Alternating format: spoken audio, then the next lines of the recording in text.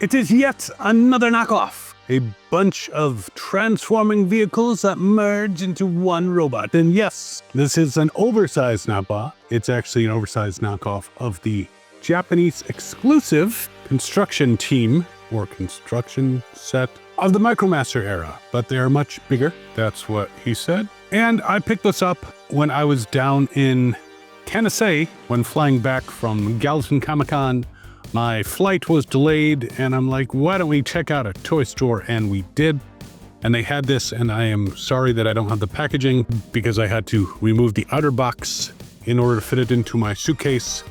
But on the packaging it said, Erectorbot. Logan, let the jokes commence. Yes, it sounds like a bot that would be in Futurama, possibly working with Bender in some new fangled business. But we're gonna have some fun with these oversized Micromasters and go through them one by one and merge them together and see what's actually included in here, because it might be missing a piece. We'll see. But if you're new to the channel, I'm Captain Kyle. Welcome aboard. And if you've been watching for a while, thanks for coming back. That is totally cool of you. And we're about to have some fun with Erectorbot.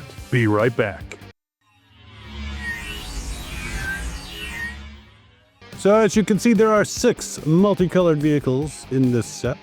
Reminds me a little bit of a very cool, I would say either a knockoff of Devastator or the pre-Transformers version of Devastator that I really wish I hadn't gotten rid of, because they were multicolored construction vehicles, and when you merge them together, they actually stayed together better than the original G1 Devastator. I know, heresy. But let's open up this package. It's not missing what I feared. So when I looked at this box carefully before I spent the whole $10 on it, and I will say that the sales tax in Tennessee, not good. Sorry if you live in Tennessee, but you know this. I was concerned that I only saw one fist, but both fists are present. Both feet are present. The hip piece is present. The chest piece is present. And this should actually be immovable. The head is present of this Sixbuilder-ish type figure. Now this, I can tell it's been around a while. All the stickers are falling off. So this would be a video that is not sponsored by Toy Hacks, but maybe they can come up with something. Oh, and I'm not lying. See, it says it right there. Erectorbot. Yes, Erectorbots, get busy. So I'm not going to worry about the stickers falling off. Put that aside, and apparently some of these guys have names, but since I took them out of the package, I know what their names actually are, and it's not showing it on the back, because the back part probably showed it, but one of them called Tip Lorry, one's Rabbler, one's Hoisting, one's Push Dozer. That's probably Push Dozer right there. That's probably Hoisting, Tip Lorry, I'm guessing, Rabbler. And these guys don't apparently have names, so we'll call them Scraper and Lugger. There we go. So let's zoom in on this wonderful set of Micromaster knockoffs. So for those who are not familiar with the originals, they were only released in Japan until years later when they were going crazy with reissues. They actually released a set of the Sixbuilder team. I guess we'll just call them that. They merge into Sixbuilder. They released a set of them as a KB exclusive as Micromaster versions of Constructicons that became Devastator. So that one is over there because I thought it would be much better to actually show this guy when we do the final comparison.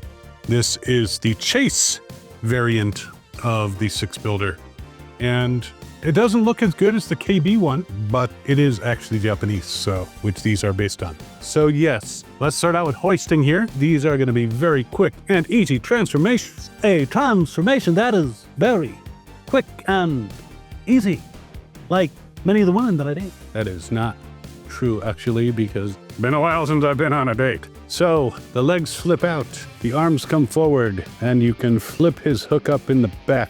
And there you have Hoisting. And I don't know if this sticker just came off of him or if it came off of somebody else and just happened to be there. But again, I'm not going to worry about these stickers. It's a $10 KO, and you know, who knows, might be able to get some kind of stickers at some point for some reason. But he fell right over. They're not the most stable, but he is a Micromaster version. He can bend his knees, move his arms back and forth. The head is not turning. That's all the posability you'd get. He is a vehicle though. Took me all that time to transform him, and now I have to transform him back just for a simple roll test. rolling sucks. What do you expect? It's a $10 knockoff. The back wheels turn, the front wheels turn. Well, one of the back wheels turns. The middle wheels do not turn. So yeah, not going too far. But that is hoisting. Push Dozer, who, you know, was Bone Crusher in the KB set. I honestly don't recall what the Sixbuilder team guys' names are, and I'm not looking them up. If you want to look them up and list them in the comments, that would be much appreciated. Feel free to do that. So yes, he is a bulldozer. He has wheels, but yeah, it's not moving. Oh, hoisting in vehicle mode from a little over 3 inches, like a smidge. In robot mode, he's like slightly over 3 3/4. So push dozer here, such a dozer. Weren't they on Fraggle Rock, or were those doozers? He's like 3 1/4 inches long, and the transformation should be rather simple, if I recall. Super simple, and I hope it doesn't break. His head appears to be very difficult to move any further than that, so it's kind of looking down, kind of a dozer. But there he is in his robot mode, and his kind of kneel, and the arms can move, not all the way around because of this thing in the back, and they're very stiff, just like, you know, Logan will be once he watches this particular video with all the openings I'm giving him, and that didn't sound right. Shut up, Logan. So in his robot mode, he is about 3 5/8 inches tall. So there he is, Push Dozer. We'll go with Ludder, you know, who I named. Great name. Gray dump truck. Long haul, of course, would be the name that they gave him at KB. And his rolling is better than all the others, still bad. And push him, and then this arm starts to move down and kind of turns him to the right. So in his vehicle mode, he is 3 3/8 inches in length. And he's kind of gray. So yeah, the sticker falling off him did not do him any favors. Can see his arm here is loose. I don't buy these for the quality. I hope you don't buy these for the quality. I buy them for the fun. And he would be, of course, be long haul in the Constructicon Micromaster set from KB, but he actually looks pretty close to long haul, and the transformation is not difficult, and he is like 4 inches tall. Now his arms here, I do not think extend out. Maybe the originals did, but I tend to doubt it. The arms move forward and back. The head can look up, kind of look down, but that's pretty much it. And he can sit. Sit, boy, sit. Yes, now I'm making anime references. Sit, boy. Wins. Anyway, I'm going to move on to, let's go with Tip Lorry. Tip Lorry, of course, would be Scrappa. I think they called him Scavenger, called him Mixmaster. I think they called this one High Tower in the KB set.